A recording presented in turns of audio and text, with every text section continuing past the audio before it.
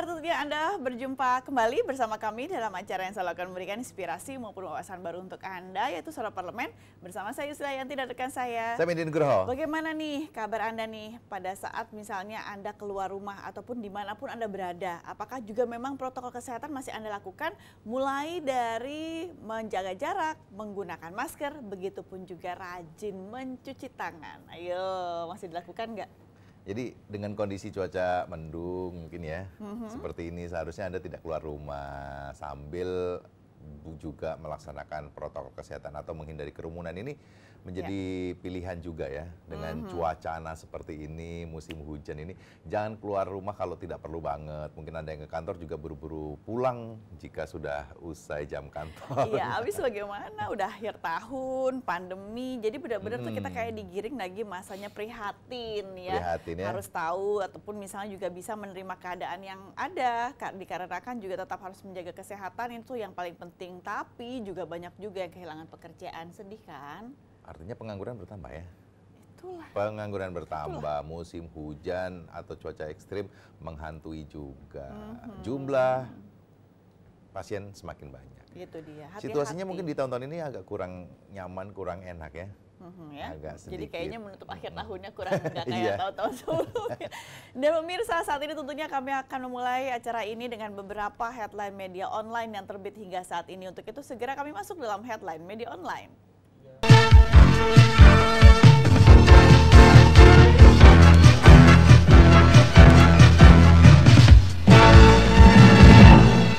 Media online yang pertama saya akan bacakan di detik.com. Ini argumen pemohon ke Mahkamah Konstitusi agar ganja untuk kesehatan dilegalkan.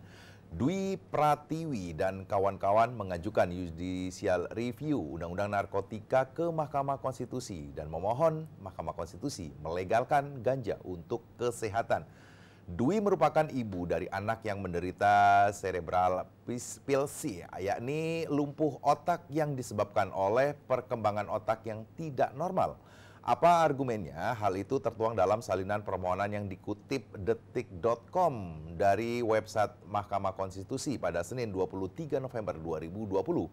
Dwi dan kawan-kawan mengajukan sejumlah argumen hukum, diantaranya satu pasal 28H ayat 1 Undang-Undang Dasar 1945 yang berbunyi setiap orang berhak hidup sejahtera lahir dan batin, bertempat tinggal dan mendapatkan lingkungan hidup yang baik dan sehat, serta berhak memperoleh pelayanan kesehatan.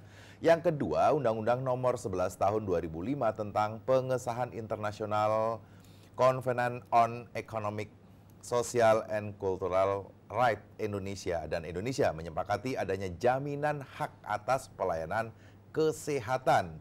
Selain Dwi CS, ada sejumlah masyarakat yang meminta Undang-Undang Narkotika hanya diterapkan pada tanaman ganja yang sudah memiliki ketinggian tertentu, dan adapun ganja yang masih kecil atau perlu seperti ditanam secara hidroponik dengan tujuan kesehatan tidak masuk dalam larangan, sebagaimana diatur dalam Undang-Undang Narkotika. Dilema ya kalau misalnya memang melihat kondisi seperti ini pemirsa. Kalaupun misalnya memang penggunaan ganja ini diperlukan untuk masalah kesehatan di Indonesia, yang mungkin juga kadarnya harus diperhatikan. Kalaupun misalnya boleh menanam dengan kondisi pada saat misalnya masih kecil ataupun ganja kecil, tadi dikatakan juga perlu boleh ditanam secara hidroponik. Terus lalu bagaimana pada saat ganjanya sudah besar tanamannya? Ganja diusulkan ya.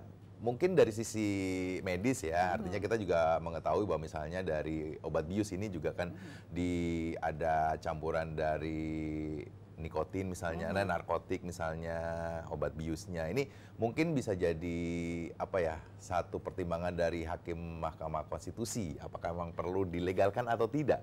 Jangan kali ya kalau dilegalkan, cuma mungkin misalnya juga ada beberapa poin-poin tertentu, misal untuk kebutuhan kesehatan. Kalaupun juga seseorang bisa menanam ganja secara hidroponik atau ganjanya masih kecil, nah mungkin ada ketentuan kalau misalnya udah usia sekian bulan itu boleh digunakan, tapi setelah itu ya memang harus musnahkan. Tapi bisa nggak sih tapi melakukan peraturan yang seketat itu di Indonesia? Ya, tapi mungkin bukan semua orang dibolehkan ya, Lia. Itu dia. Mungkin hanya orang-orang tertentu ya. Kita nggak tahu ya apakah memang secara teknis apakah bahwa yang siapa yang dibolehkan menanam ganja ini semua warga negara dengan alasan untuk kesehatan atau tidak ya. Itu dia, bingung juga ya. Kemudian saya bacakan di republika.id, Indef proyeksikan penyerapan anggaran PEN hanya 67,8%. Kementerian Keuangan mencatat penyerapan anggaran pemulihan ekonomi nasional atau PEN hingga 18 November mencapai 58,70%. Institute for Development of Economic and Finance atau Indef memproyeksikan tingkat penyerapan anggaran program PEN sampai akhir tahun hanya berada di level 67,8% dari pagu 695,2 triliun. Artinya ada 32,2% atau sekitar 200 triliun lebih sisa anggaran yang tidak tersalurkan ke program-program. Dan Direktur Eksekutif Indef, Tauhid Ahmad menjelaskan bahwa proyeksi tersebut dihitung dengan melihat realisasi anggaran PEN yang belum mencapai 60%. Padahal pemerintah hanya memiliki waktu kurang dari 2 bulan untuk mencairkannya. Wah, kalaupun misalnya perkiraannya ini hanya sekitar ataupun tidak sampai 70% pemirsa untuk masalah bagaimana penyaluran dari anggaran PEN ini dilakukan oleh pemerintah. Nah ini harus dipertanyakan, sisa sebanyak 200 triliun rupiah memang sudah sebenarnya ini diperuntukkan untuk pemulihan ekonomi nasional, ternyata misalnya tidak berhasil untuk didistribusikan dalam bentuk berbagai program bantuan yang diterima oleh masyarakat Indonesia. Jadi kalaupun misalnya tidak sampai 70%, sisanya mau dikemanakan? Kembali ke negara. Artinya banyak sekali anggaran yang belum bisa terrealisasi dengan baik. Kalau target untuk bisa serapan anggarannya bisa 100% misalnya, tapi hingga di akhir bulan ini atau bahkan diproyeksikan hanya 67%. Mungkin nggak ya? Jauh ya? Nah, mungkin nggak ya sisa 200 triliun itu tadinya juga harusnya diperuntukkan untuk vaksin yang disediakan di akhir tahun. Tapi kan jadi mundur semua ya. Akhirnya mungkin untuk masalah penyediaan ataupun subsidi vaksin untuk di Indonesia yang akan direncanakan masuk di bulan Desember ini tidak jadi ataupun diundur sampai pada awal tahun 2021. Ya, semuanya serba tertunda. Akhirnya juga sisa harus dikembalikan kepada negara dan nanti dialokasikan kembali untuk di tahun 2021. Kayaknya masalah di masa pandemi makin bertambah ya pemirsa ya. Lagi-lagi juga diberikan harapan kepada semua orang tua bahwa di tahun 2021 awal tahun semua anak-anak ini sudah masuk sekolah, sudah tatap muka lagi. Itu juga bikin bingung ya. Ada lagi Mas Nadiem merencanakan akan ada sekolah tatap muka. Alasannya anak-anak sudah jenuh. Padahal tidak ada ataupun belum ada jaminan ataupun kepastian bahwa anak-anak tuh bisa safe di sekolah ataupun bisa menjaga keamanan dirinya di sekolah. Tidak melepas masker sama sekali. Ini masih jadi pertanyaan besar kan untuk semua para orang tua. Khawatir yang begitu luar biasa karena juga setidaknya anak-anak juga adalah pembawa virus yang baik. Hati-hati pemirsa. Nah ini masalah rencana pembukaan sekolah di tahun 2021 akan kami bahas setelah jeda berikut. Jangan kemana-mana, masih bersama kami tentunya di Suara Parlemen.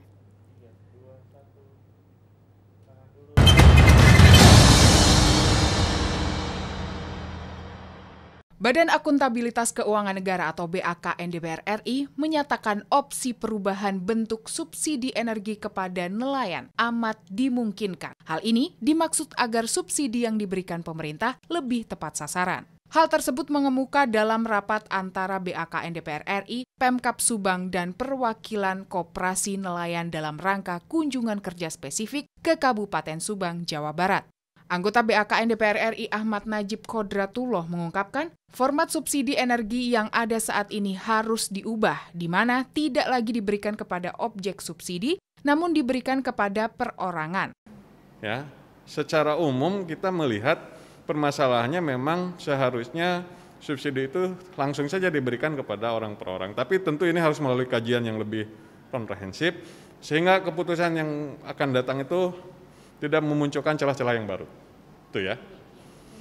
Anggota BAKN Bahrudin Nasori mengatakan, penyimpangan distribusi BBM energi kepada nelayan nyatanya tidak hanya terjadi di Kabupaten Subang, melainkan di beberapa daerah. Untuk itu, BAKN terus menggali temuan-temuan tersebut sebagai dasar permintaan klarifikasi kepada pemerintah. Mencari yang subsidi susah.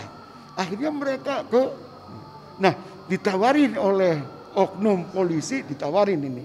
Disarankan nelayan harus belajar beli yang non subsidi. Nah, ini jangan-jangan ada permainan, ini kita sedang telusuri. Dari Subang, Jawa Barat, Alda Gustari, TVR Parlemen melaporkan.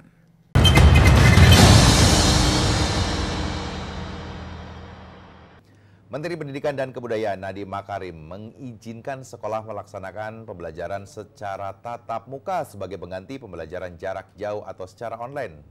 Dan pelaksanaan sekolah tatap muka di tengah pandemi COVID-19 tidak hanya dilonggarkan bagi siswa-siswi taman kanak-kanak, tetapi juga bagi sekolah menengah bahkan hingga jenjang perguruan tinggi. Nadiem meminta sekolah-sekolah dan juga para siswa untuk bisa mempersiapkan diri menjelang pelaksanaan sekolah tatap muka pada awal Januari 2021. Sekolah dan masyarakat diminta secara serius dan ketat dalam menerapkan protokol kesehatan COVID-19. Kebayang nggak kalau kita bicaranya masalahnya to be worse atau misalnya bicara nggak enaknya terlebih dahulu apabila ini juga tatap muka dilakukan untuk misalnya kelas 6 SD ataupun kelas 3 SMP atau bahkan misalnya kelas 3 SMA di mana juga tahun depan akan menghadapi ujian akhir dari masa sekolah di jenjang tersebut dan kemudian terpapar COVID-19. Setidaknya untuk masalah konsentrasi anak-anak juga untuk mengikuti ujian ataupun misalnya sistem belajar mengajar ini juga tidak efektif dikarenakan bagaimana kalau misalnya sakit dan anak-anak harus dirawat atau diisolasi tapi juga harus menjalankan ujian. Sudahkah ini juga dipikirkan oleh pemerintah dalam hal tersebut dikarenakan juga kalaupun misalnya masalah tatap muka ini diberlakukan di tahun 2021 walaupun juga masih diperbolehkan untuk memilih mana yang lebih baik, apakah memang masih akan mau tetap online di rumah dipersilahkan, begitupun juga bagi orang tua yang mau anaknya tetap masuk ke sekolah juga diperbolehkan. Ini mana yang sebenarnya harus dilakukan?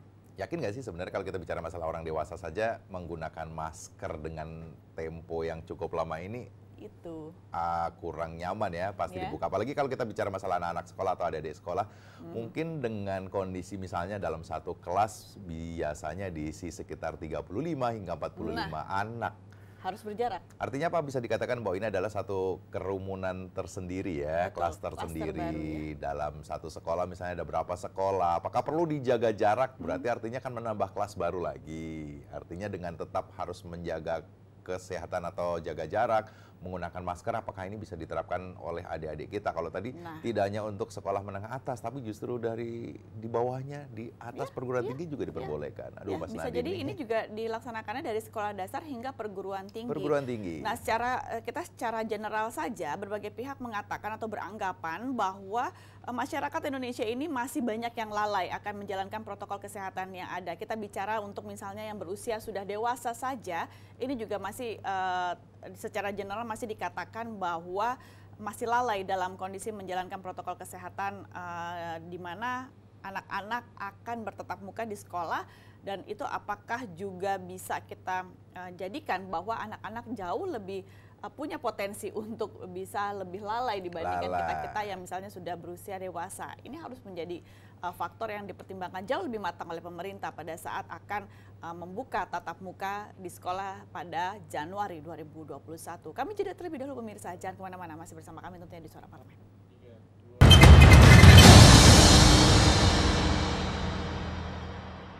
Indonesia berpotensi mengalami krisis energi jika tidak bisa meningkatkan produksi minyak dan gas dalam 10 tahun ke depan.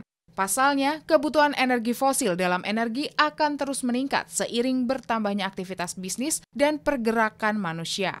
Ditemui di Gedung Nusantara 1, anggota Komisi 7 Sartono mengatakan, saat ini produksi migas Indonesia belum mampu memenuhi kebutuhan konsumsi dalam negeri. Jumlahnya pun cenderung turun dan tak mencapai target yang dicanangkan pemerintah. Sartono menyarankan pemerintah melakukan percepatan kegiatan eksplorasi dan simplifikasi proses bisnis. Nah, di dalam menghadapi krisis-krisis daripada minyak atau dan gas ini, salah satu caranya ialah kita harus ada suatu langkah besar. Dengan apa itu? Ya, bagaimana membuka seluas-luasnya bekerja sama untuk bagaimana perusahaan-perusahaan ya yang tertarik kepada investasi di sektor eksplorasi minyak dan gas ini. Sartono menjelaskan, untuk meningkatkan produksi minyak, kegiatan hulu migas harus dijalankan out of the box atau keluar dari bisnis seperti biasanya. Artinya, tidak hanya mengandalkan kegiatan rutin, namun juga harus ada upaya ekstra untuk mencapainya. Nah, dalam hal ini kita khususnya misalnya kalau anggaran ya dalam sektor migas ini perlu diperkuat ya di dalam politik anggaran ke depannya gitu, dan kami akan berikan suatu supporting. Andri, TVR Parlemen melaporkan.